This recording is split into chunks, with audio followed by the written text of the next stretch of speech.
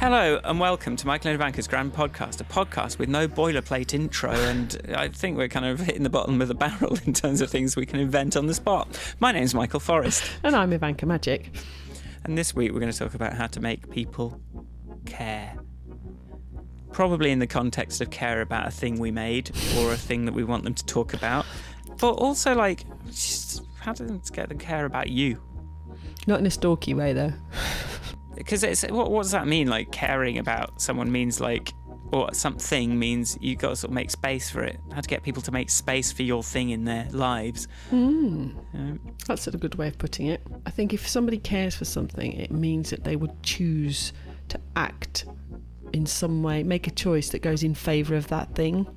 And maybe you're giving them, it gives them energy as well. It gives them energy to care about the thing that you want them to care about. But yeah, and we'll see what the things that we care about, what makes us care about them. We can probably sort of have a think about. We're coming into this with no thoughts on the immediate thoughts on the subject. We just kind of thought, like, what's the next thing that needs figuring out? So that's what this is about. We're figuring out stuff by having a chat about it.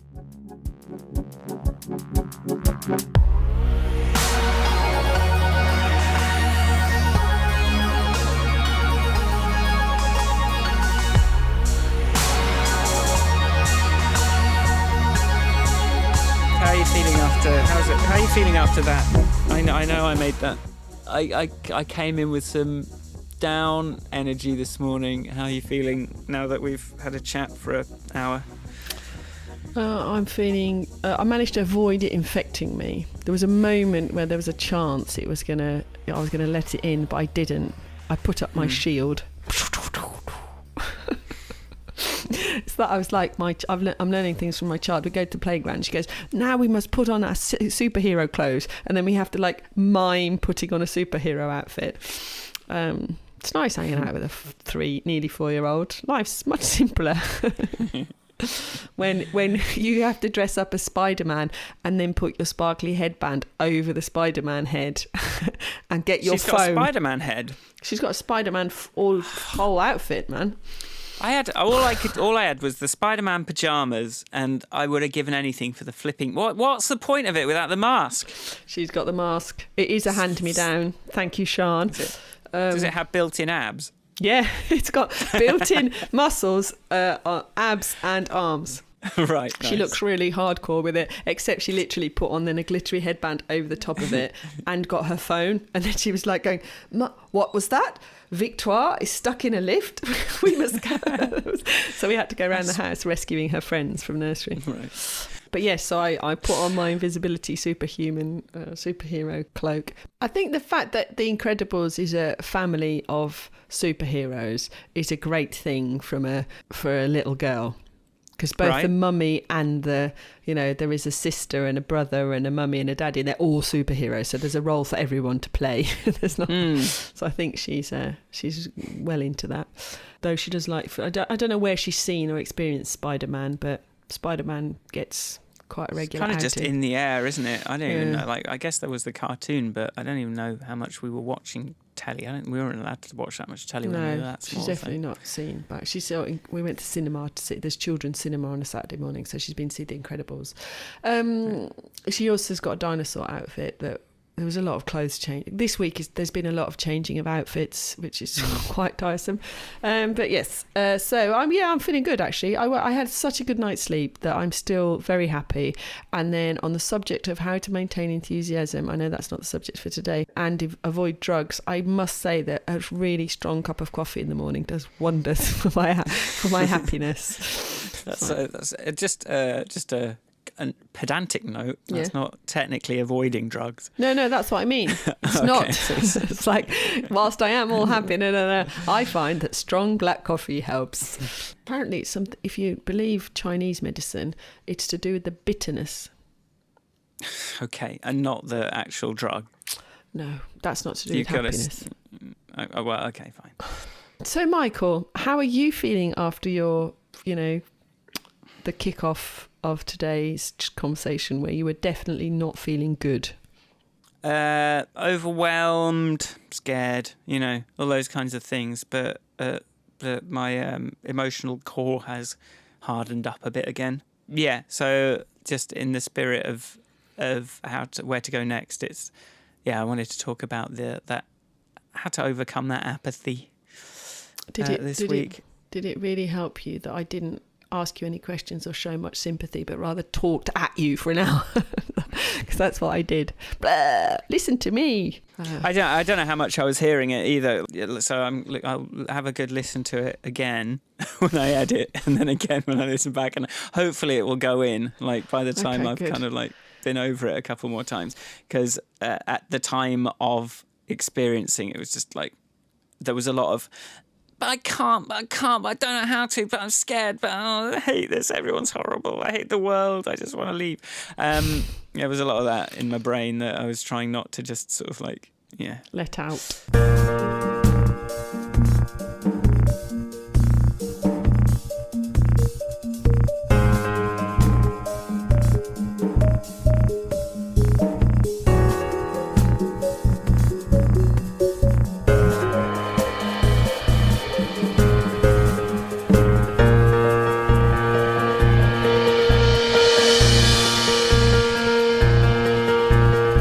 Both put something in the world this week, and actually I don't know why I was like, you've got some really good numbers. I don't know why they didn't seem to mean care. anything when I looked at them this morning. It was like whatever, 900. It's like, no, that's a lot of shares that's a lot of views.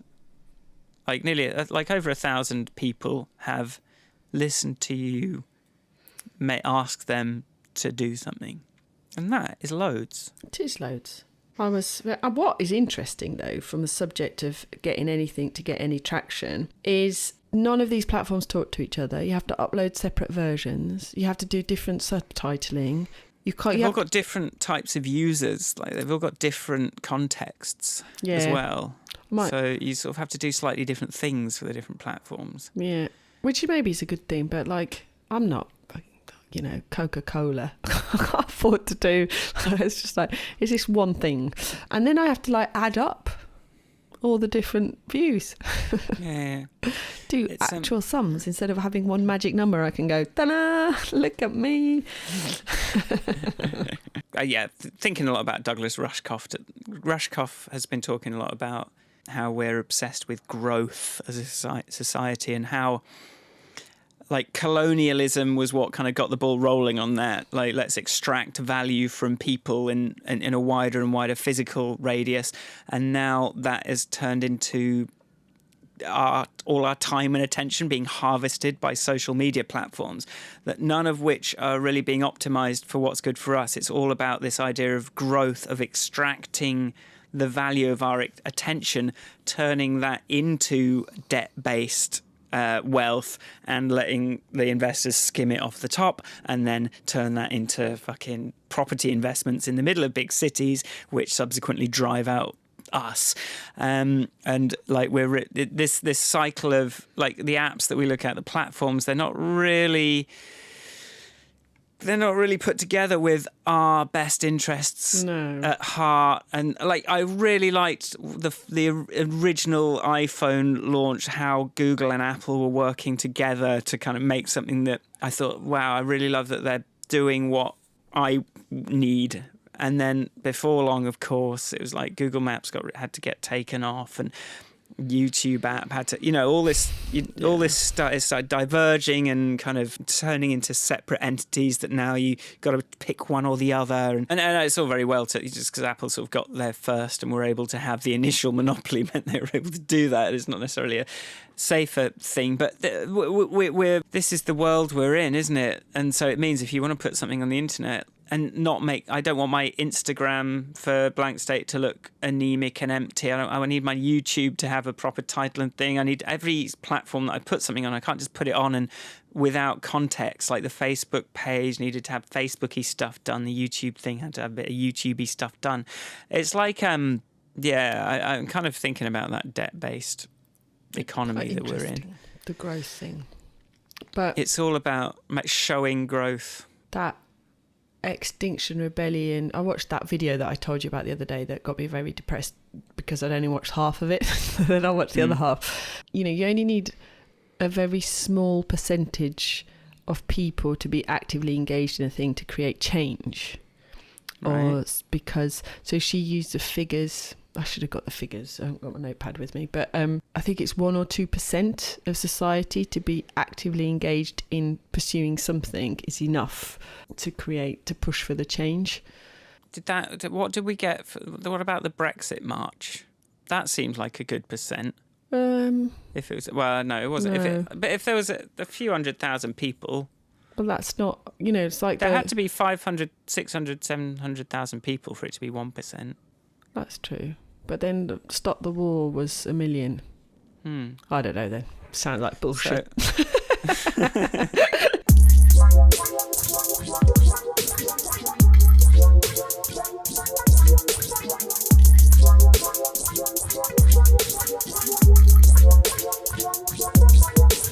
I'm going to turn the growth-based economy into why do I care about? I don't know. It's a bit spurious, but I care about that because it puts a lens on my experience that makes it make sense. It gives me an understanding, which is why I want to tell people about it. Like this fact that we've got automation is more than. We should be getting leisure time from all this automation and technology, not have to work even harder to stay afloat. And if someone's saying to me, look, it's the nature of our money system that is fundamentally flawed and it's on a centuries-old paradigm that is completely obsolete now, that's something I can point at and go, right, that's a huge problem. It suddenly puts everything into perspective. So, in a way that is novel as well. Yeah. If it wasn't novel, then why would I care? So I sent my video to a banker that I know who's high enough up in the banking world that gets invited to parliamentary things and what have you. And he brought to my attention a woman called Sarah Breeden, who is the executive director of International Bank Supervision. And she did a talk for a speech, they called it. She has oversight of the Bank of England's work enhancing the financial system's reliance to climate change. A lot of her talk says she's talking about the effects of climate change and specifically in the world of financiers and the financial institutions. So it's from a Bank of England's mandate from their point of view. And one of their big problems is that what they're trying to avoid is that there's a sort of acceptance that we're going to have to adapt to climate change in order to make, there's two sides of it. We're going to have to change in order to prevent or limit the effects of climate change. And the problem is that it's most likely to happen at the point where there's no choice.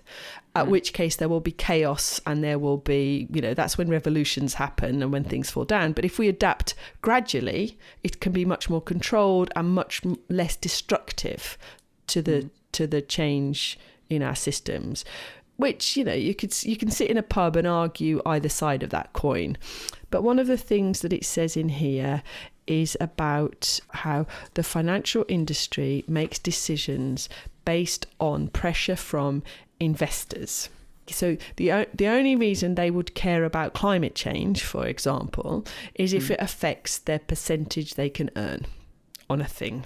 And they have a responsibility. A lot of these financial sector, a lot of these companies have a responsibility to make decisions that are, at the moment, they are only being asked to deliver a % increase on investment. They are not being asked to deliver a % increase on investment and climate health. They don't care because it doesn't affect them. They're not being asked to do that. They're not being tasked to do that. And the way to make them care is for the people who are the current beneficiaries to change what they're asking for. So there are conversations about climate change happening in the financial sector. Much of the financial industry, it's only tasked with delivering a % increase on investment. Yeah. That might be short-term, long-term, whatever. That's what it's been tasked with. So therefore, that's what it cares about. The only place change can come from is if the beneficiaries of that percentage say, yes, I want a % increase and I want climate health. So please stop investing in oil and gas. Right. Yeah. So what I wasn't sure about was so is that something that is happening then? That those are conversations happening in talks. They are speeches being given by the Bank of England so you can Google this. This is in the public domain. This woman called Sarah Breeden published a speech that's called The Shared Response to Climate Change, Turning Momentum into Action. So she's trying to convince the people with the money to take more responsibility? She's basically laying out that the financial risks of doing nothing are really high. Right. Because that's the other thing they manage. You know, if you're being tasked with delivering a % increase, I'm kind of simplifying the financial industry, but, you know, I give my money to an investor because I want some money. I want more money. She's saying that the risk column in your investment portfolio is going up to red because of the impending climate change, and the way to reduce that risk is to start responding now and to change now, so that change can be more controlled. And I guess they have slightly more long-termist views than the politicians you talked about. Which, because, you know, going back to how to make people care about a thing, so I think you have to show how it affects them. Yeah. You know, like, what did you say? It doesn't, you know, you said about the numbers on that video view today. It's like, didn't mean a lot. Because, you know, it doesn't. It means a lot to me because it's like a recognition of some work. Doesn't really mean that I've done anything or achieved anything. It just means that I've got a number that says, well done, Ivanka.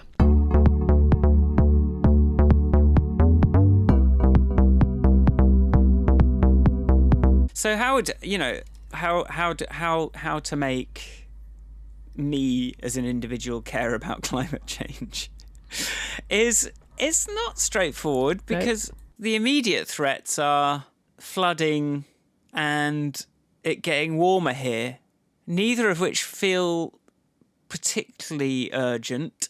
No. But, like, I mean, if you don't like refugees...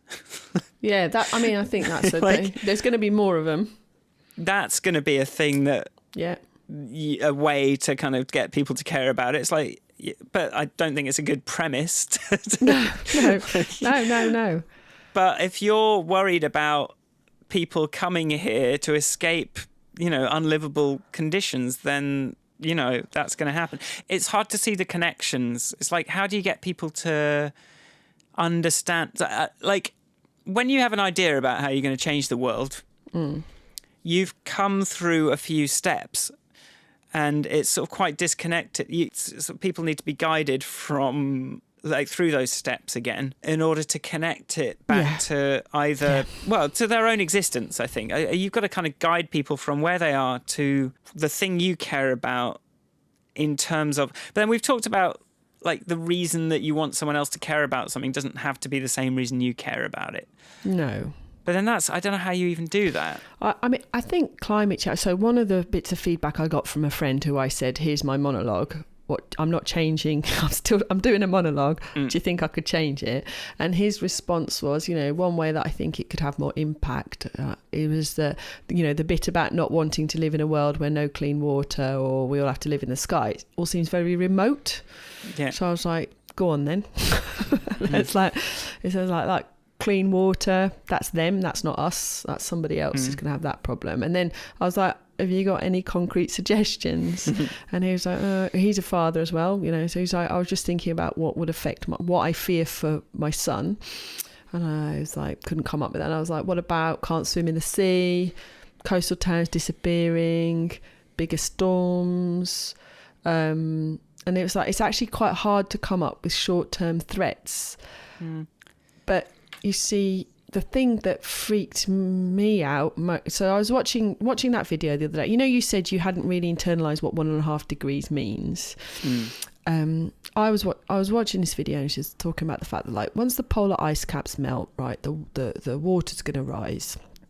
Right, yeah, check. Floods, freezing, etc. But also we go from having this big white surface on the planet to having a large dark blue surface on the planet, which instead of reflecting the sun's heat away, will absorb and keep So not just bring it in, but it'll hold on. Large volumes of water hold on to heat. So we could end up in this this spirally trigger event where it's sort of like it could accelerate in ways that we don't understand. Yeah. So for me personally, the thing that freaks me out the most is this idea that we're really close to a tipping point, the effects of which we don't know. So for me, it's actually the lack of concrete examples that freaks me out more than the concrete examples. Because, we put out, David Cameron went, yeah, let's have a referendum. Look where we are. Yeah, like just... Literally, the day before that referendum, the country was plodding along, Yeah. A large percentage of the population were clearly quite pissed off. But we learnt that, and now we're just in this tumbling, ever-growing chaos.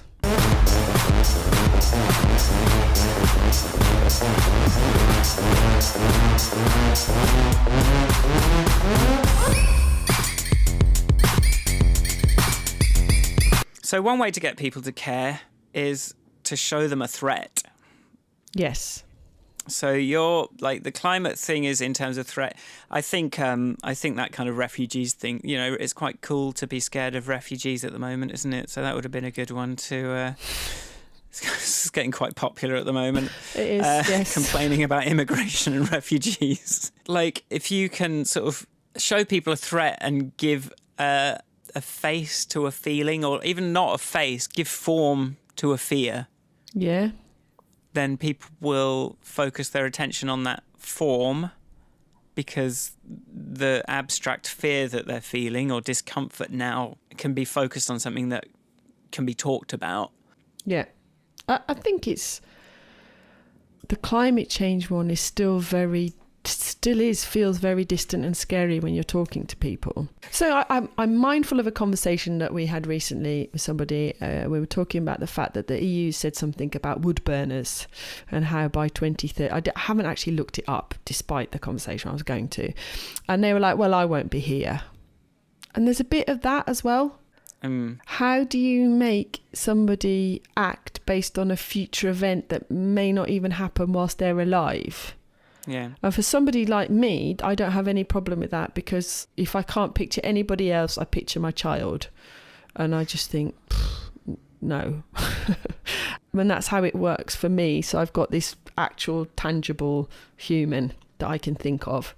And what did radicalise you? I don't know. I think I've always been... What, for climate change or just generally? Yeah. I'm not sure I'm radicalised. Radicalised job. I think it's my imagination. I think to me, it has always been possible to imagine. The imaginary scenario has been enough for me to empathise. I don't know. I really don't. It's like, I told you the first time I learnt, like, I imagined how big the universe was, and it totally freaked me out. And I was like, don't die, Daddy. Because I suddenly realised how quickly everything was going to go. It's just pure down to my... Like, I can get as upset about something that I imagine as I can about something that is real. Well, apparently we can't tell the difference between things we've imagined emotionally to what has actually happened. I think that makes sense. You kind of like picture something through in your head, and like you can sort of still have the emotional reaction to that. That's why it's important to visualize what you want. Well, what was that? I mean, we've had this conversation for sure, but that walking down the street having an imaginary conversation with somebody, and I can get physically angry, and they're not even at them, and they've not even said anything. They're not even there. Yeah. They're in my head, so isn't it? I think or maybe it's about taking the time to imagine. I think the hardest thing about something like climate change is that terrifying is not an exaggerated word to use. Mm-hmm. Really. And I think that's the problem with like a no deal Brexit, is that I have a degree of faith in the British civil service, certainly not not necessarily the British government, but that the actual civil servants, I imagine, are doing everything they can to make sure that we are not without the things that we need. But things are unpredictable. We all learnt in history classes, like, how hyperinflation and the Germans and and then Second World War, she says, summarising history very quickly. But, you had Tito died in 1981. By 1991, the country was at war.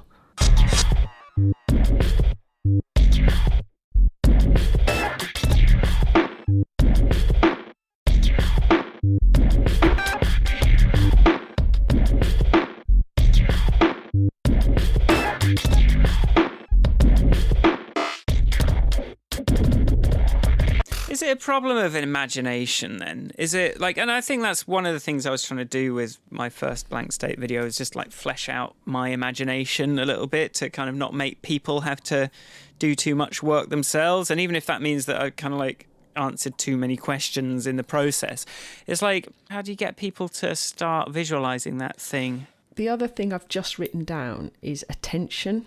You have to invite people, give them the space, or you used the word space earlier, how to get people to make the time and space in their lives to give something the attention, to be able to imagine a scenario that they want to either find or avoid. And I think one of the things that is absolutely shown up in these Brexit results is the fact that if a country's living under austerity and an excessively large percentage of the population is really focused on trying to survive, then there is no space for the attention to be given some future event that's beyond working out how to make the £3.50 you've got left for the week last. There's no denying that this is a fact. What did that UN report say? 1 in 5 people in the country are living in abject poverty. Yeah. That's a lot of people who have I watched the beginning of a talk by Emma Hardy. I think she's a Labour MP. She was like, people are exhausted by poverty in this country. And that was, I did that poverty stigma thing, the Think Nation thing, and that then meant that, okay, I care about poverty now.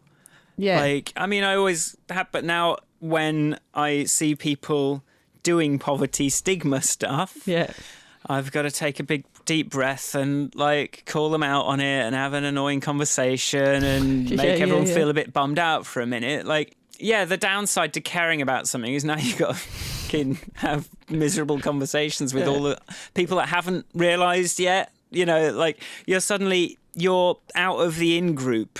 Yeah. Like if you care about something different, like you want to see that there are people there at the thing that you care about. So I guess just being in a theatre full of people that are thinking about poverty stigma, is it that the fact that I know there are a few other people at least that are thinking about this that gives me the strength to not feel like I'm alone in trying to bring someone into this group, I guess. Yeah. You're not alone. Like, this is a group. Yeah. Social proof, Yeah. I was thinking about football. Because I remember reading a study that says that however happy you feel when your team wins, it doesn't make up for how bad you feel when they lose. Like it's not an equal scale. But, people are able to give this football thing their attention, or sports in general, which, definitely. Well, groups, yeah. I mean, I joke with Nick that politics, because I've always been interested in politics in a way that he hasn't. And when there's an election on, I go, listen, it's my World Cup now. And so if I'm going to sit here all night refreshing Twitter, and that's what's happening. It's the final of the World Cup. All right. That's your analogy. But it's like, you see, the nice thing about, even though there are obviously some football supporters that take this to an extreme and it can make people very unhappy, ultimately it's meaningless. So you can watch a match, you can get very happy or very angry, and then you can go back to your life and it's not going to make any difference, positive or negative. It's safe. Yeah. Like caring, you know what I mean? Like it's safe in that it's not going to affect your survival in any way, Yeah, whatever you can the result. you can go, I'm furious, and then you can go the next day. You can be like, whatever. Yeah, like, whatever. it's What not we really having? I've important. got to go to work now. I've got to. Assuming no one broke your legs on the way home.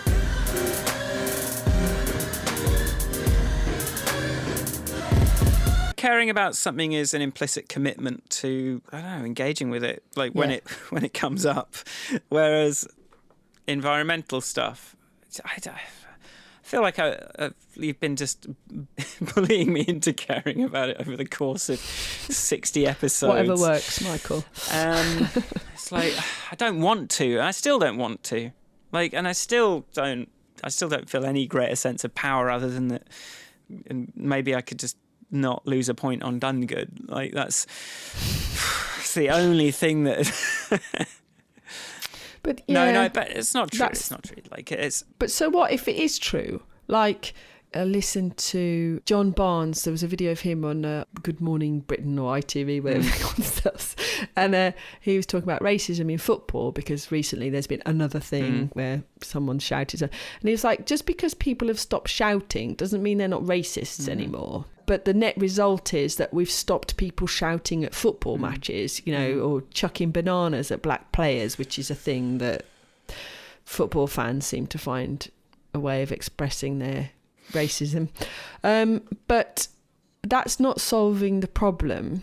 I mean, the solution to the problem of racism is ultimately a suppression of a sort of animal instinct, isn't it? So I think express it in its. I think there's this backlash against the fact that it's a bit of energy to go, no, wait a minute, that's just me being like jumping to conclusions, maybe having stereotypes. Yeah. It's easy to kind of paint people in stereotypical terms. Oh no, you've been making me put all this extra effort. And in the same way that caring about the environment has always been this kind of like has taken some extra effort. So if people are suddenly told that they don't have to care about not looking racist anymore. Yeah. They're like, oh, thank God. I don't have to worry about I found a thing that lets me just be myself. It's not...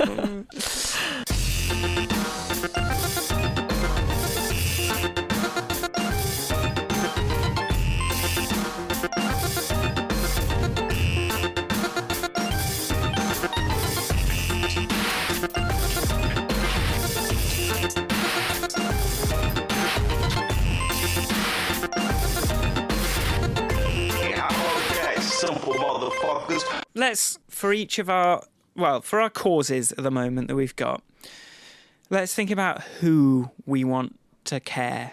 And it's easy to say everyone, but like, how do you get it to be everyone? Who do you most need to care about the environment? I think those investors, those people that have the capital, are probably at the top of that list. I need the people with the most power. Yeah. And for anything, you kind of need the people with the most power, don't you? Although when we talked about, sort of doing Done Good, but as a league table for the super rich and like comparing their tax contributions / philanthropy to each other, like get the most powerful people to care about the thing. It's either got to be the most powerful people or it's got to be a significant chunk of the population that don't have power. It's either cumulative power or power in individuals. And then you've got this problem of, with the cumulative, you're trying to persuade many people to act. And with the few people with the higher... In fact, you're probably trying to persuade more people to do less than you would be asking of the few more powerful. Right. So you've got this like weird... I was trying to draw like a diagram where you've got like a few people that have lots of power but are harder to persuade because you need them to do more. And they need to do a big thing. They need to make a big change. Or you've got like asking lots and lots of people to just eat less meat. Yeah. And there is so it's kind of that might be an easier to win argument than, listen, the 5 rich men that invited Douglas Rushkoff to their secret event to say, how will we control our guards when our money no longer matters? I'm amazed that actually happened. I've seen a version of that where he talked about the fact that they suggested putting like behaviour collars like you would on a dog. Lovely. Would it work if we electrocute our guards? Jesus. Well, it's about So, how do you protect your power? Like, and at a certain point, it's actually about mobilising the individuals to, unionising everyone to force those people with power to change. So probably the act of getting a lot of individuals to change their behaviour, sometimes if it's a revolution type situation, is the way that you persuade / overthrow the person in power. But sometimes the danger is that by making climate change the problem of individuals, industry is like, you've got to target the industry. You can't really, it's like plastic bags only does so much. And very diminishing returns when you are just asking individuals to make slight course corrections on their behaviour. In a world where money still counts and therefore the acquisition of it still counts, as the consumers, the people who are giving their debt for their gain, who are accumulating debt in order to feed this economy, those people have power to go, I'm not going to buy that. I don't want it. There is power in that. So you got to kind of, it's like by persuading all of us to eat less meat, we are not asking those powerful people to do anything, which is wrong. Yeah. You know what I mean? That's not cool. It doesn't matter. Given the nature of the problem, we kind of need to, the masses, kind of need to do the eat less meat and persuade the powerful to do more. We can't really just do one of them. Do you know? Yeah. There's also a quality of information thing here. Like, I think if you could just see the connections between your dinner table, your bacon and eggs for breakfast, and the grotesque conditions under which bacon is manufactured. Pigs are just... I saw the one in the US on the Adam Ruins Everything like last week, and he's, it's just this corn machine. It's so disturbing. Disgusting. To see how they kind of create this monstrous, just the waste that is created, and is horrible. I wish I could articulate it more clearly, but just being able to show people, I think the quality of information, being able to explain, being able to make people see what's the bigger picture, what's going on in the face of this misinformation warfare culture, this state that we're in, where there's bad faith information being put out into the world that is swamping the good quality information.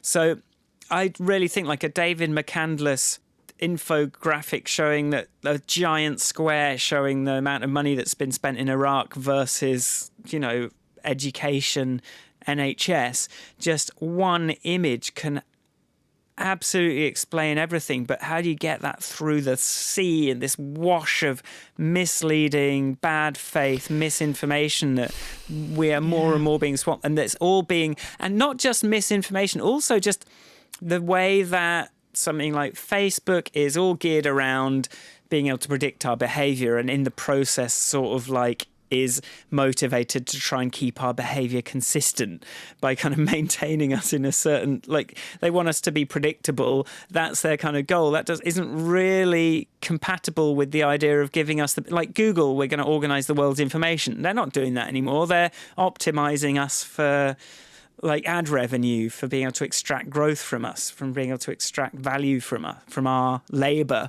The environment that we're in technologically, sort of consciously, informationally, it's so hard for the actual information to break through that in the face of fucking cat memes. Yeah, well, I'll tell you a story that my local butcher is called Mr. Archer, and he sells only organic meat and has done so since the 80s. And when he first made that change, he said that he lost money every week. Because it's like the third generation butcher he is. And he said until they started showing cows falling over in fields when the mad cow disease thing happened. Right. And he said he suddenly started making money. But it was like, so he'd made a decision to do something that he knew was better for the world, better quality meat, better, and then but it took those pictures to make other people care. But that was on the news, and the news was believable, a centralized and real thing. And Like, it was the TV age, and now we're not in that. We're in that was a more collective age, and now we're in this individualized age of bubbles. And well, my daughter's best friend, they don't really even watch the same programs on CBeebies because they self-select through the iPlayer. Right. Like there's overlap, but there's whoever's attention got drawn to different things. There's no like, you have to sit there for 2 hours after school. Not that I ever did that on a Saturday. But anyway, there's not this, you have to sit there for an hour watching the programmes change in front of you, and some of them you like and some of them you don't. You just go, I don't like that, I want to binge watch Bing. I think to get humans to care about anything, you've got to get them to care about each other. We're kind of disjointed. How do you... Do you know what I mean? Like, and I'm sure if you asked someone if they cared about each other, I'm sure they'd be very quick to say that they do. But in practice, how much attention do we give to?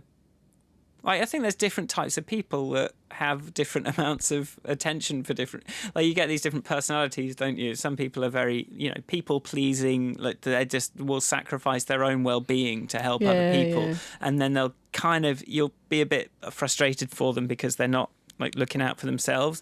And then conversely, you get people psychopaths that are incapable of considering anyone else's perspective. Yeah, but so. Anti-refugee climate campaign, I reckon, would work. For really bad reasons. Yep. This is a whole end justify the meeting. Like, that would not pass the ethics committee. No. Don't like refugees? Don't take a carrier bag. Better protect the environment then. keep them where they are now. Yeah. Oh, dear.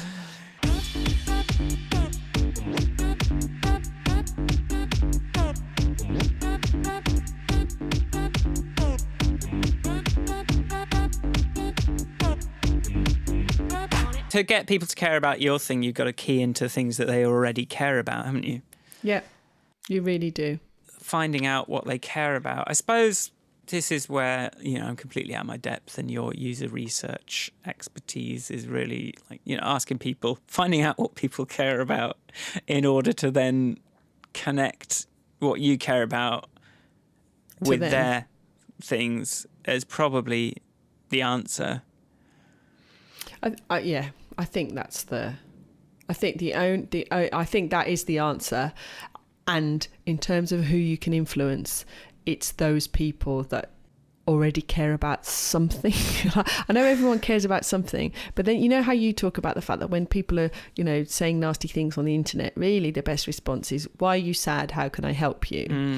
And I think the finding out what people care about, tapping into that is a much more positive thing than tapping into their anger, which is probably more easily done.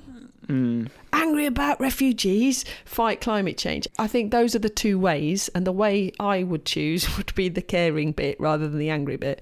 And let's face it, the EU referendum, there was, 49% of the population wasn't doing it out of anger. I mean, I did it out of anger that I was having to do David Cameron's job that day. Apparently, but yes, that is an important thing to remember, that 49% of the population are not angry. They weren't then. That said, my ideal thing for Blank State would be to get it on the cover of the Daily Mail. Not in a look at this rubbish, in a Blank State exposes hypocrisy at heart of democracy. Get angry about it, Daily Mail readers. Well, that's a very interesting question. But they peddle in anger. That's the problem. They don't peddle in caring. They couch caring. They pretend it's about caring, but it's all about anger. Get angry about this thing. Get angry about that thing. Get angry about this other thing. Get angry, get angry, get angry. Fuck, stop making people angry. We're angry. You've just got to get angry at the right thing, surely. Otherwise, how else do you how else do you act? Yeah, but we just had a whole episode about how to maintain enthusiasm and we didn't mention anger once. Oh, that's true. I just wanna stay getting better every day, and I don't have to be afraid when I'm with you. I'm sorry I'm so crazy, I'm so happy that you stayed up being you. I just wanna run silhouetted on the sun, making missions #1 slew.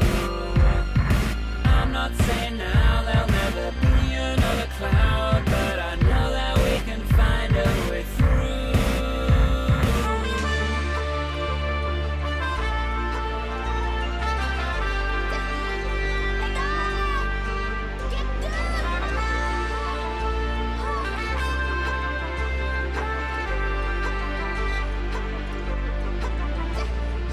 I would like to think you love me like I love you.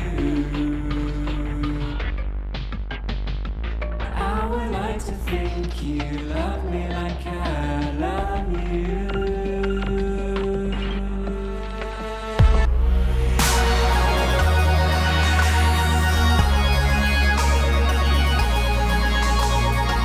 Thanks for listening. If you like the podcast, come to grandpodcast.com.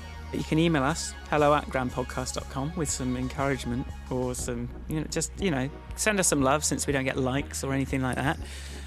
Where can people find you, Ivanka? You can find me at Ivanka on Twitter You can find me at michaelforestmusic.com. because Michael makes all the music that goes into this podcast. So please go over to his website and have a listen to more of it. It's just mostly nerdy videos Stop about explaining. how to do stuff. Good, this means I can have the other side of the conversation that's going on in my head when I'm saying it. It's making me say it with less enthusiasm. Come to blankstate.org and donegood.app. Go make sure you listen to my Trumpiversary monologue, because I know that was 2 weeks ago, but the more numbers I get, the better I'll feel. And it's in this podcast. So if you subscribe to the podcast, it'll come through, I think.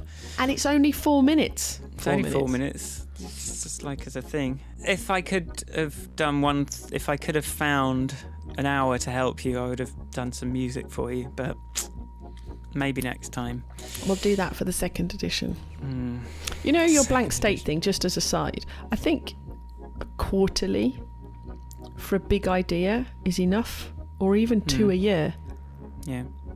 And then you spend the rest of the time cooking it.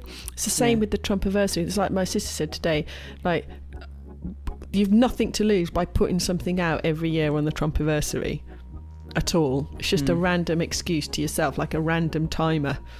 So my friend Reese, when he shared the video, he goes, 2 years ago my friend got tweeted by Trump. She used her 30 seconds on the world stage to challenge the odious orange sociopath on climate change. On this anniversary she has this message: please take a few minutes to watch and share her video. It shouldn't just be odious orange sociopaths that get attention.